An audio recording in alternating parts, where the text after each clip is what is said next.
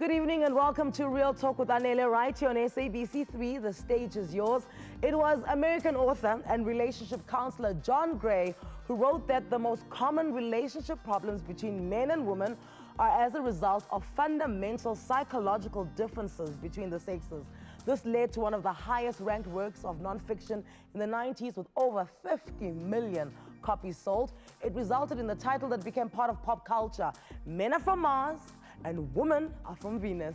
So today we've managed to round up a few of our men and we'll be asking the Martians a simple question. What do men want? They keep joking about how we women don't know what we want. But come on, boys, let's get to it. What is it that you want? For several years, he's kept viewers glued to their screens on shows such as Home Affairs, Harvest, as well as Scandal. And this year, he took his next bold step when he wrote and published his first book titled Along Came Tsakani. Please welcome film and television actor and now author, Kagiso Modupe is here. Thank you. And the crowd goes, wow. Stop laughing. What do men want? What do the men want? Men want love, you know. Men want to be taken care of. Men are babies, you know, in all essence. And I think women are right when they say that. It's just that, you know, we've been groomed to play this part of you know, yindoda. But when does that happen? Sorry to interrupt you. I'm just getting excited. Yes, sorry. But this is my thing. Yeah. When does that happen? The whole yindoda, because you literally go from wanting to be baby to yindoda in 5 minutes. No, from an early age. From an early age, we are groomed to, you know, you don't cry. You know, indoda yenzwa kanje. I mean, I remember walking with my dad, and I used to have a lot of conversations with my dad. And there were certain things that I was told, no, as a man, you know, you don't do this.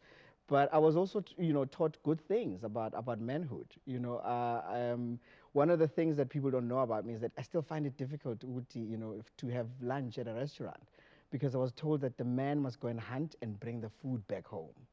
You know, so there was, and it's that now conditions you to be a provider at home. Okay, so you say you had many conversations with your dad, right? And because it takes a village to raise a child, I'd assume that your dad's friends and your uncles would also be part of imparting this knowledge.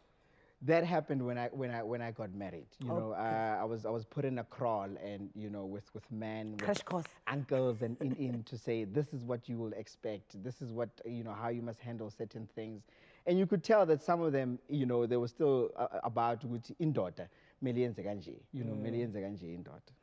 So at any of this time throughout your life when these older men are imparting advice on you, do you ever question something? You're like, that doesn't sound right. Why would you do that? Yeah, look, as a modern man, there were certain things that I would question, you know, and I went against them. And I realized that, you know, it was a good thing that I actually went against them. Like being in a delivery room, you know, when your wife is giving birth. You know, oh, they tell you not to do that? Yeah, I mean, in some cultures, it's like the woman must just go there and give birth. You'll see the child when it comes back. But what we don't realize is that we miss out on bonding. Connection points. Connection points with your wife, because you guys connect on another level that actually, you know, takes your relationship or your marriage to a higher level. You know, you start seeing her in a different way. You know, into a stretch mark, you actually don't care about those things because you are part of it, you know, and you're like, wow.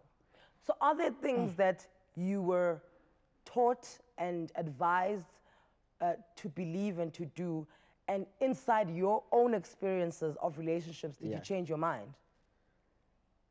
Some of the things You see, this is the thing. This is the thing, ne? Is that there's this bro code that you guys don't want to break. Yeah, look, I was taught not to cry, you know, and especially in front of girls. But I realized that this is my life partner, you know, this is my friend. And when I cried, in front of her, I got more comfort from her than I would get from crying in front of Amachita. You know, I got more advice. I got to understand my emotional side as well. And I got to understand that I need to let go sometimes, because as men, we also carry so much. We have to provide, you know, you have to do this, you have to lead, you're the head, you're this, you're this, you're this. at some point you just gotta let it go. And who not to let it go to than, you know, your better half. The person you've chosen, and that person has chosen you. Exactly. So what is fascinating about this here book, Yeah. Can I please get this book on the camera? On the camera. On the camera? Yes. That here book, right? What is Yeah. fascinating about this book is you break down why good men cheat. Yeah. Okay, I'm gonna break down that alone now. So Yeah. you are then saying that there are bad men who cheat. Oh yeah. Okay. Oh, yeah. Okay, great. I'm glad we agree on that. Yeah. So why then? Monsters. Maroto. Okay. Yeah. Okay. So, what's a good man? You know, a good man is someone who loves his family. I mean, you know, talking about Umuzi, the character there, he loves his family. He works hard for his family. He provides for his family. He supports his wife, you know, with regards to, you know, sometimes even running the home. You know, we live in a modern society now where, you know, women are working. You know, he tries to balance and help out, and that's a good man. A good man is someone who wants to build a family. Is he kind? He's kind. You know, he wants to instill good values. You know, that's a good man. He's a leader, you know, in that family. And things just go wrong. So why does he cheat? He finds himself, and that's why I wrote this book, because some people might not believe it, but you may find yourself in a situation where you're like, Tiko, ndifike njani apha?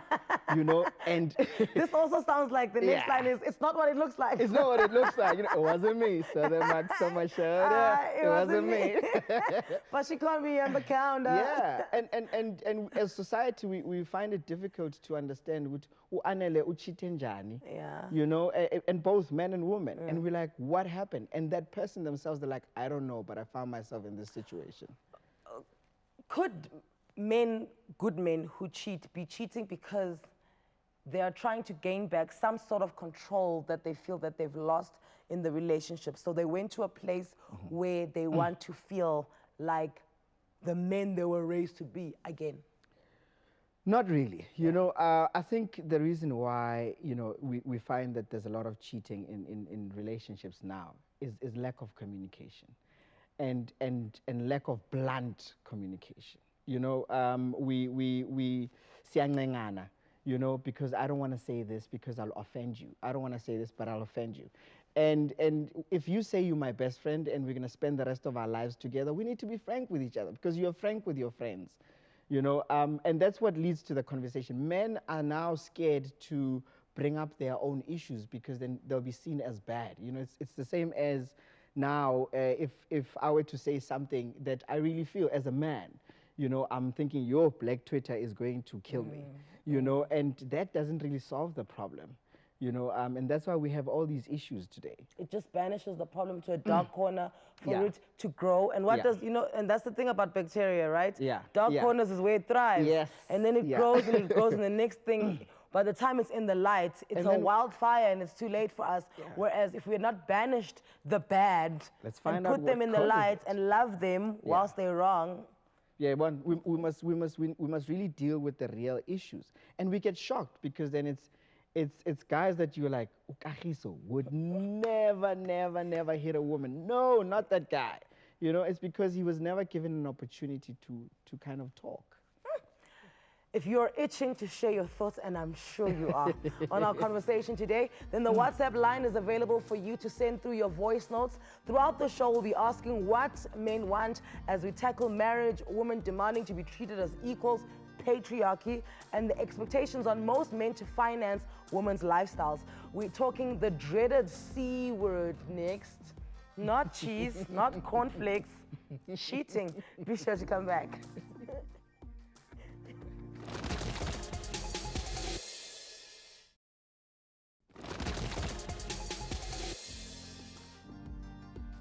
Welcome back, Youth Real Talk with Anele, where today we're giving the guys a chance to air all of their grievances as we get them to answer the question, what do men want? Many women will tell you that men want to have their cake and eat it too. How else do we explain cheating? Now, before you start screaming at me through your screen, Of course, women cheat as well, we know that. But today we're focusing on the men's perspectives in these scenarios. In 2017, a pair of exes called Courtney and Leonard decided to document how infidelity had impacted their relationship. With over 12 million views on YouTube, the video went viral and gave rise to hashtag #HurtBay. Take a look. What did you do? I did everything. Like what? I had sex with other girls. I did everything.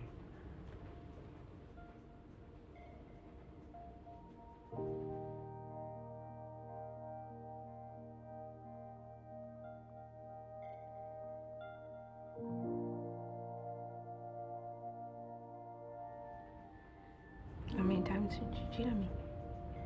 I don't know. If you had to say. I wasn't counting.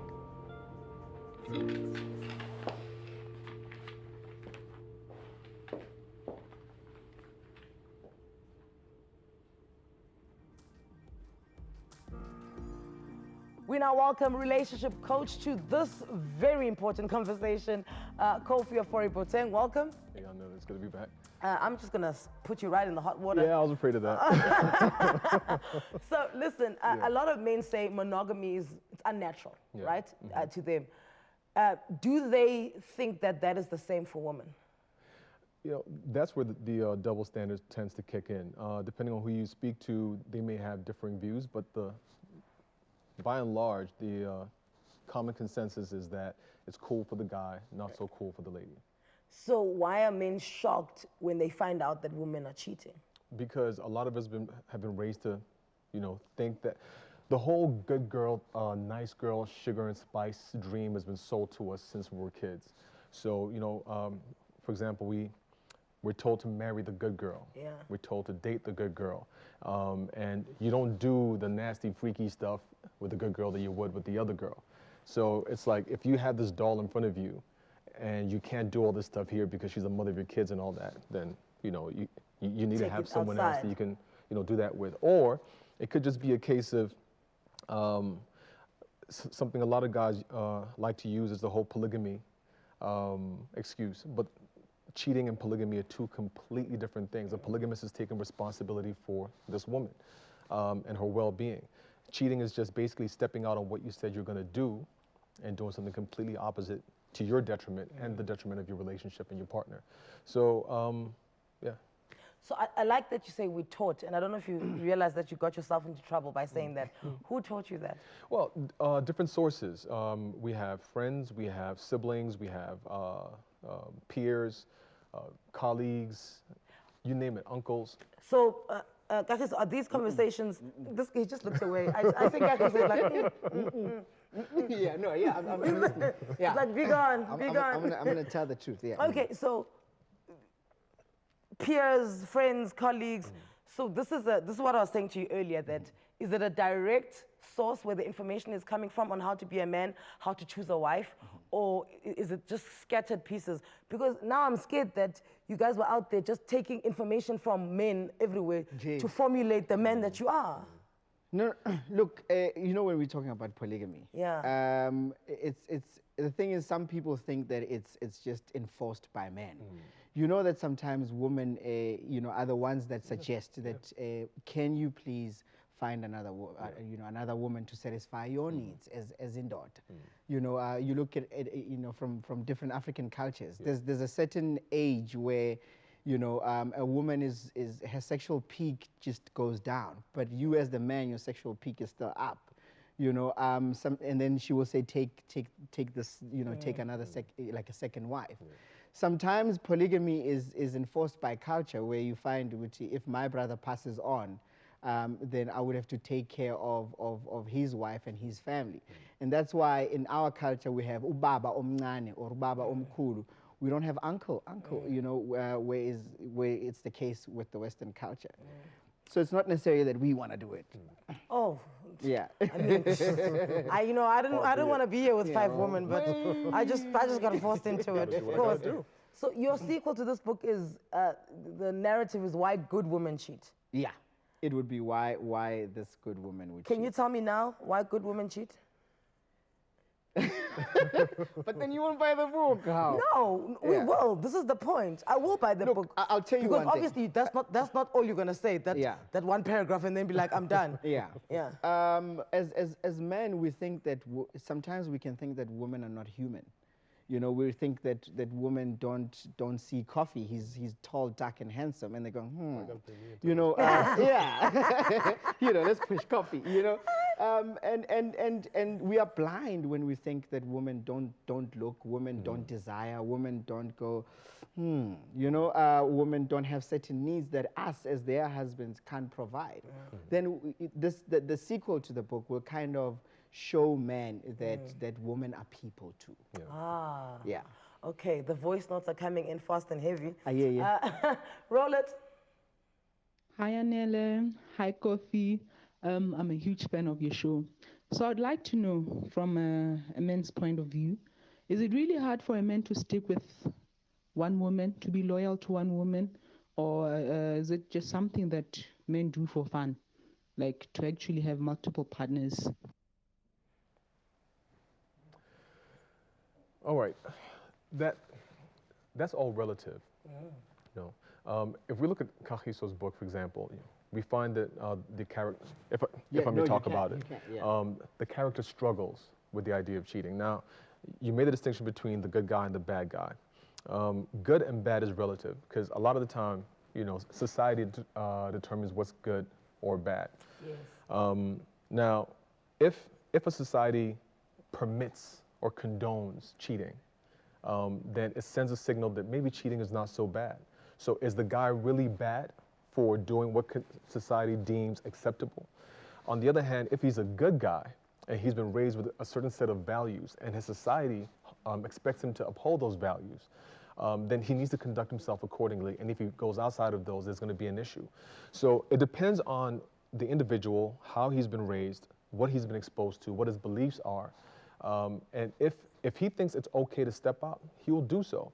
But if he's able to shift his belief systems because the person he cares about expects better of him, or his society expects better of him, then that changes his thinking somewhat. Excellent. Okay, I accept that. We've got another voice note. Hi, Sis Anele. Hi to all the guests. I would like to find out, why is it that men can cheat on women and expect forgiveness, but when a woman cheats on a man, it's kind of unforgivable? That will be covered in Kagiso's next book, but please talk on it a little. Can I tell you why, ne? Yeah. And this one guy explained it to me, you know, that there are so many pit stops before a woman can cheat. And he counted them, there were about 36. When a guy says hi, you know when he's saying hi or hi. And he asked for your number, you could still say no. He could, and he counted them out for dinner. There's so many pit stops for a woman to say no. And he says already, there's that last moment when he reaches out with his pants.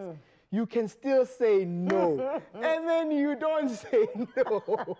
That's why it's so difficult for a man to go, oh my goodness, like so many pit stops. But those same pit stops apply to you as well. No, but they also say that, no, I'm saying this is what this man said. Yeah. And he said, well, for a man, it's so simple because any hot girl, let's say, can come here and seduce me, and it's so Even if quick. she's not hot. You know, because, yeah, even when she's not hot, because, you know, the woman is the hunted. You know, for us men, we are the hunter. You know, so that's how he explained it. And I think that's why it's so difficult for a man to kind of go. But is it difficult for you to fathom that I could be a hunter? No. Okay. We say goodbye to actor and author Kagiso Modupe. His book, Along Came Tsakani, has been flying off the shelves, and now, trust me, it's going to fly even more after this conversation. It's still available at all good bookstores. Go out and get it. So while men and women are figuring out what they want, how about we do something nice and give you a chance to win something you really like. Huawei and Real Talk are teaming up to put some smiles on some much deserving faces. We're going to be doing our best to bring hope and change lives through various charities. You can get involved and possibly win yourself one of the Huawei P20 Pro phones. Take a look. Real Talk, Huawei and MTN are partnering up to celebrate the release of the new Huawei P20 series. The Huawei P20 Pro, the world's first triple Leica lens camera, is partnering with MTN, SA's fastest mobile network, to help you capture the best moments with your friends and family. We'll be capturing timeless moments and connecting with people in need while giving you the chance to win the Huawei P20 Pro and 10 gigabytes free once-off MTN data. So tune into Real Talk for your chance to win.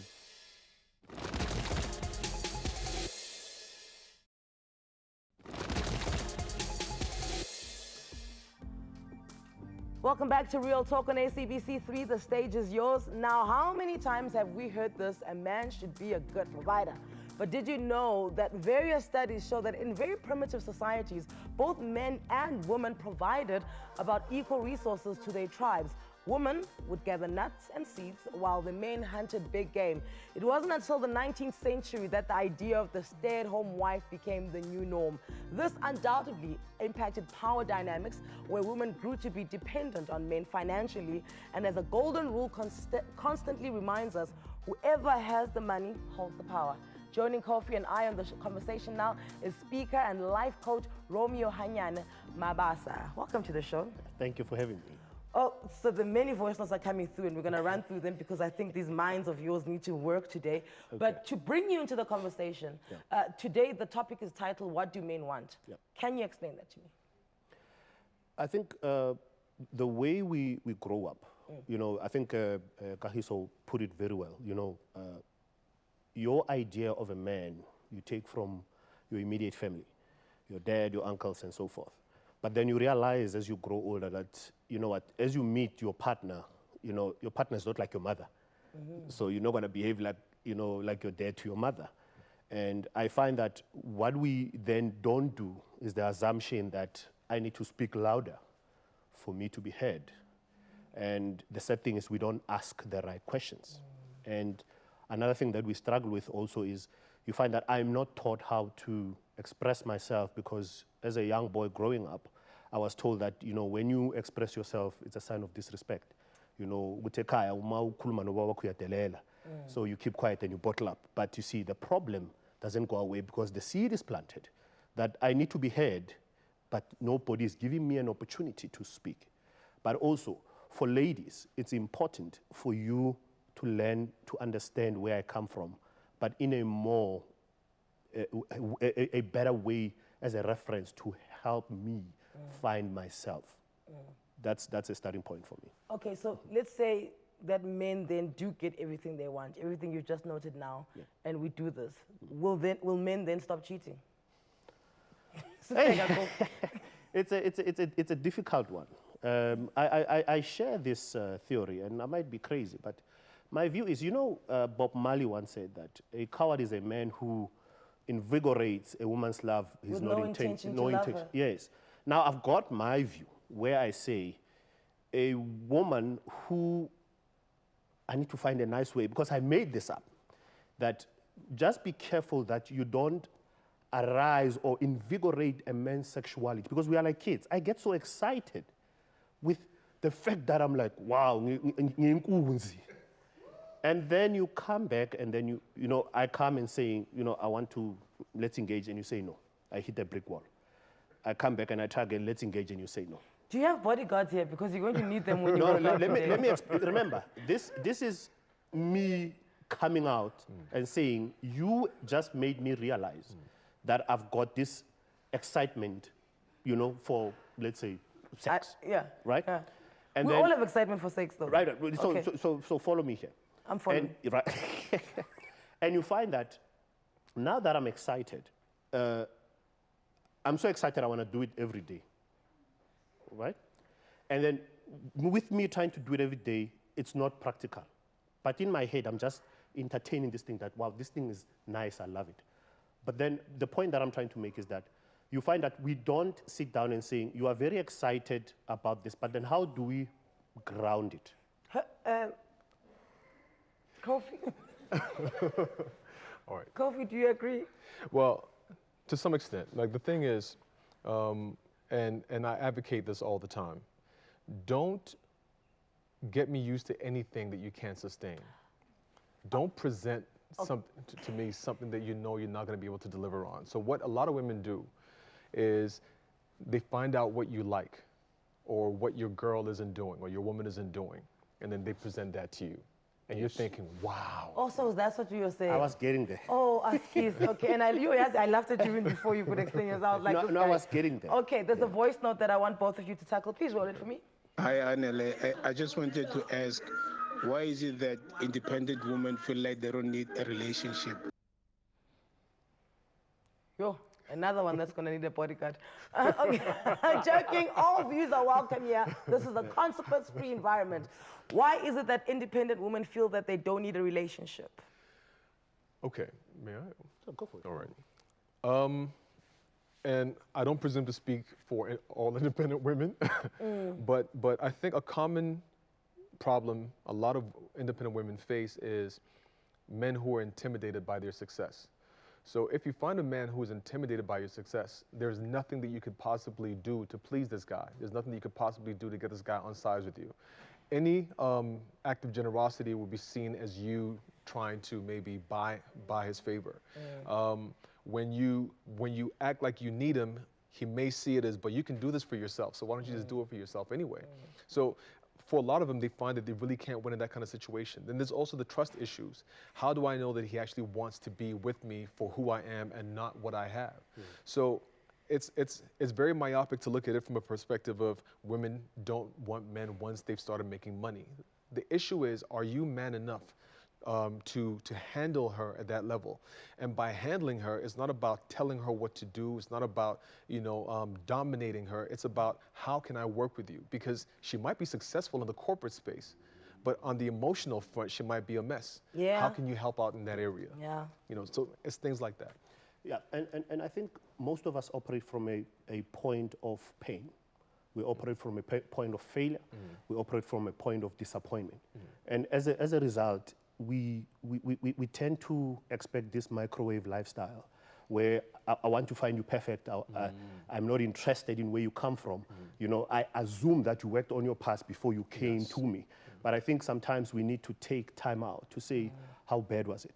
And find an opportunity or take an opportunity to be a healer. Because from the healing point, then something beautiful grows. Yeah. I can't talk as an independent woman. Now, let me just, my take is that as an independent woman, because I can afford my own things, right? And I can do what I want and live where I want. And it means I am a happy single.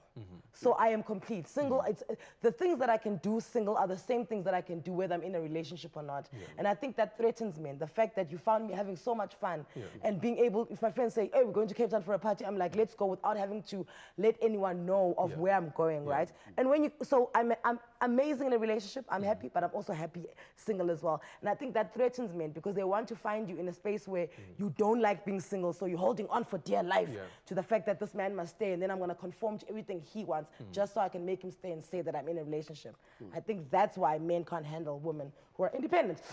Thank you, as always, to our relationship coach, Kofi Ofori Poteng. Really today, you shone. After the break, we're touching on the one word that makes a lot of men uncomfortable to hear: patriarchy. What do men want as far as their roles in relation to women are concerned?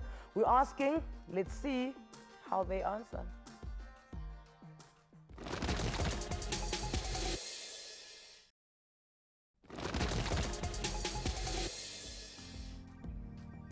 Welcome back. This is Real Talk with Anele on SABC 3. The stage is yours. We've asked the question, what do men want? And have touched on infidelity as well as the role of money in relationships. Now we turn our focus to how patriarchy affects the things men want from their partner in an increasingly modern world. Joining me now is clinical psychologist Hayden Nibbs to add to Romeo Mabasa's thoughts, who is still with us. But we're going to take 2 steps back to introduce Hayden to this conversation by playing a voice note that's been standing by for a while. Hi, Anele. My question is that I'm in a relationship with this guy who's with somebody else for 10 years, and we only had been dating for 3 months. And I'd like to know from a man's point of view, where do I stand with this kind of person who's with somebody else for 10 years? Am I just somebody to... Okay, so you said to me, Hayden, that we've touched on 10 psychology points today. So basically, you're saying it's a mess out here. Please, can you just try, in your clinical psychological, mind, just try to reel it in. Just try to rein it in. And Sure. Okay, if we start with that voice note, obviously I can hear the caller's conflict and how hard it is trying to decide the way forward. Perhaps if we zoom out a little bit and look at the process of infidelity, clinically speaking. Obviously we have the male and the female role, but if we take that aside for a second, classically within a relationship, needs are fulfilled and a particular equilibrium forms within the interaction. Now, when there is a gap within the needs, and this can be almost anything, I want to just start broadly. When that happens, either the relationship creates distance and ends, or needs must be fulfilled elsewhere so the relationship can be maintained. So that state that classically we see affairs forming or infidelity, so that the needs are still fulfilled and the relationship is maintained. I want to emphasize, though, when I say needs are not fulfilled, I suspect that the instinct is to say that the person being cheated on is not coming to the party. That is not the case. Essentially, there is multiple reasons why somebody's needs may not be fulfilled. A very common one, for argument's sake, is that the individual is struggling to express them effectively. So they may, in fact, put them forward in a way that is unlikely for them to be fulfilled. Their need for closeness, for argument's sake, they may express it by trying to limit their partner's connection with others so that they can create closeness. But that is a very ineffective way to fulfill the need for closeness. They may have a need to feel confirmed or to feel successful, and they are interacting in a way that is trying to impress everybody. And the more they do that, the more people, even if people say, wow, that's impressive, it doesn't fulfill the need because you only told me because I asked in a process level. So now we go in other directions to fulfill our needs. So classically, it's not, there's a myriad of reasons. So the biggest level, I would say, is the way I described it with the needs fulfilling. But when we zoom in, it really differs remarkably between situations, between individuals. So, okay, and I'd like for both of you to answer this. Romeo, you can go first. After what Hayden has just said, and literally light bulb moment, clarity, realistically speaking, are we setting ourselves up for failure by expecting the one person we love and are in a relationship with to fulfill all things that we need? I find that in relationships, when we don't connect emotionally, we spend a lot of time talking general stuff and all that, and we disconnect. But what I want to say is it's important for us to govern or to guard against our point of vulnerability. So you'll find that, as I grow and my priorities change, I'm starting to take a liking into other things that might not be in the relationship. And then for me to communicate, I am vulnerable. When I go out, someone happens to attract my attention by what they were saying, and I take interest in that, and that's how I fall over. So it really goes back to the basic principles of how open are you as partners to talk. For example, most of us don't talk about, oh, by the way, hey, bangsheli zona ngashela uzbanibani, because you're going to be saying, why are you telling me? Now we are full. Yeah. So we don't create those moments where we can vulnerably talk about anything without someone not trying to look for the mistake. We are not guarding the points of vulnerability of the relationship. Correct, yes. Hayden, what's your take on that? Are we being unrealistic in assuming that this one person that we love is going to be all things to me? There must be your friend, there must be your lover, there must be a financial advisor, there must be your career advisor. Is it not too much to expect it from one person, which is why it cracks and then I have to go get it somewhere else? Difficult there. Some people fulfill a lot of needs within a romantic relationship. Some people prefer to fulfill different levels of them. And it actually speaks back to the heart of the question of the show is what are men's needs? But I will rather frame that as how do men express their needs? Because classically, the needs are actually quite similar if you break them down between males and females. It's just that men express them differently classically to females. And in that expression of needs, sometimes the communication gets quite lost there. But within a relationship, if one is trying to fulfill all one's needs, you will find if you express your needs effectively, if it is done in a way that the partner hears it and understands the depth of the need, there it must carry an emotional message as well. Why is it important? What it would be like if it is fulfilled. In that case, classically you can fulfill a lot of needs in a relationship, and where they fall short, you can negotiate compromises. And I'm not talking about things like sexual needs or exclusivity. I'm talking about closeness, for argument's sake. You may get all of your needs fulfilled there, or you may have other friendships that fulfill these kinds of needs. So it really does depend. I like what you said there about when you're expressing it to your partner, not only must you tell them what you want and what you need, but you must tell them why it's important and what will happen if that need is fulfilled. I like that. I'm learning. We're getting ready to wrap up our conversation. A big thank you to life coach Roman Hanyani Mabasa. Just a quick reminder of your chance to win with Real Talk and Huawei. It's all about spreading some good as we partner up with some charities to do good for some deserving people. Here's how you can walk away with the Huawei P20 Pro. Real Talk, Huawei and MTN are partnering up to celebrate the release of the new Huawei P20 series. The Huawei P20 Pro, the world's first triple Leica lens camera, is partnering with MTN, SA's fastest mobile network, to help you capture the best moments with your friends and family.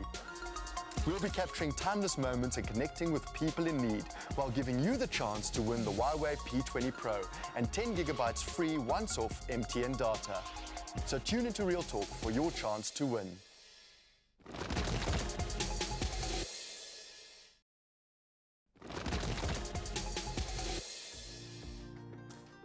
Welcome back to Real Talk with Anele on SABC 3. The stage is yours. Once upon a time, masculinity was one of the attributes upon which men measured their success. Being tough and rugged set the tone for what a real man was. But over time, academics and the public alike have become aware of the harmful effects of toxic masculinity, which is seen as the set of standards societies hold for men that end up damaging both their lives and those of others. So what are some of the things that get drilled into men from a young age? Clinical psychologist Hayden Nibbs is still here to help us gather our thoughts about it. So I got a tweet once from someone, and we're discussing, the Bill Cosbys and the Morgan Freemans and the sexual harassment and Harvey Weinstein, and they said, you're constantly speaking about men and how bad they are and in the whole men are trash thing. Women must be careful because you're raising boys, and as boys becoming young men, becoming men, we don't listen to what you say to us directly. We listen to what you say about men, and ultimately that is what I'll think I am as well. So you must be careful of the things you say when you're raising boys. And I really didn't have an answer for it. I wish I did, because so many things went into my head. I was almost defensive. No, it's fine. I'll raise my son to know what's right and wrong. But ultimately, I sat at home and I thought, actually, you don't have an answer for this. Yes. So can you unpack my conflict with myself? Okay. I will say that certainly I understand what you're saying. There's a bit of a T-junction that you reach there, worried about giving your children accurate feedback or damaging them in the process, somehow connecting them to the other men that have behaved in this manner. It's a bit of a difficult topic to broach, but it is true. Obviously, that is some of the behavior, and part of the norms that are created may run the risk of having an expectation and pressure being involved. Yeah.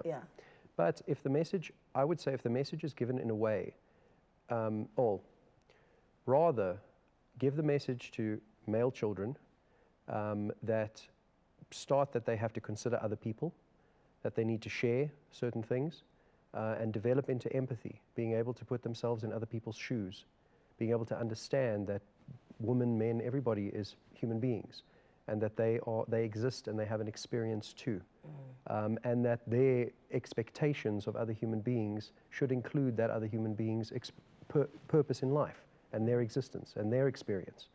So rather than your son can consider other people as individuals, and then they don't have to play the expectation of their role or something that is laid on them or what they expect from somebody else's role. They exist and they have their own experience too. I like that. We've got one final voice note. Please roll it. Anele, ngobuze apho ba ngamadoda 10 la indoda ifuna uba sityololo, ifuna uba ube ngunina bomi bakhe bongonaphakade. Indoda ethenile efuna uba lityololo. Then wena uyikhere ubomi bayo ngonaphakade. I'm going to translate that. Please, can you ask Hayden to explain how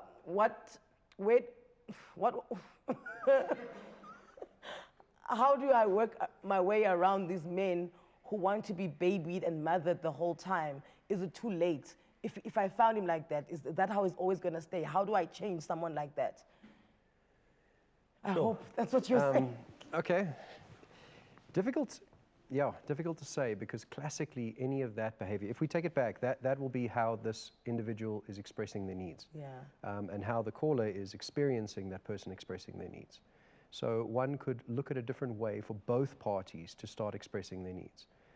Being babied obviously constitutes many different behaviors, but essentially it'll be a need to be comforted, a need to be cared for, a need for closeness.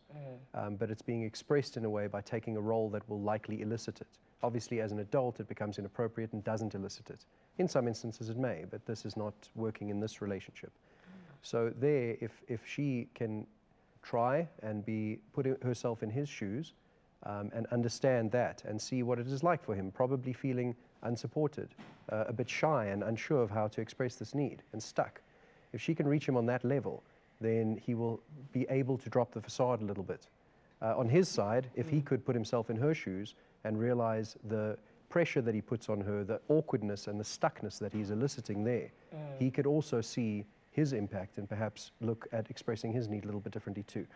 Difficult to say just over camera. No, but if she... I got it. I got what you're saying. When there is a behavioral problem that you've identified, try see what need is being communicated.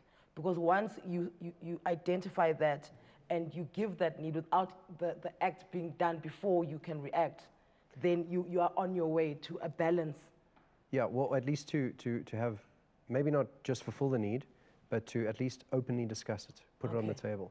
But look, it is easier said than done. Yeah. But if it is a change that is creating destruction within the relationship and creating distance and unintended consequences, then perhaps she could consider seeking professional help to allow the communication to be facilitated a little bit differently, a little bit more effectively. Okay. Hayden, as always, starring, man. Thank you to all my guests this evening. So we at Real Talk will stop at nothing to bring you in touch with people with life-changing stories to share. I believe today's episode was life-changing, and so will tomorrow's. Listen, in 2015, she was beaten on the face by her then boyfriend so badly she was left blinded in her right eye. Tomorrow, we are in the company of the daughter of Mozambique's first president, Samora Machel, and former First Lady, Graça Machel. Please set your reminder right now. We are all going to sit down, meet, and get to know Josina Machel right here on Real Talk with Anele tomorrow. Isidingo's up next from me and the rest of the team. Good night.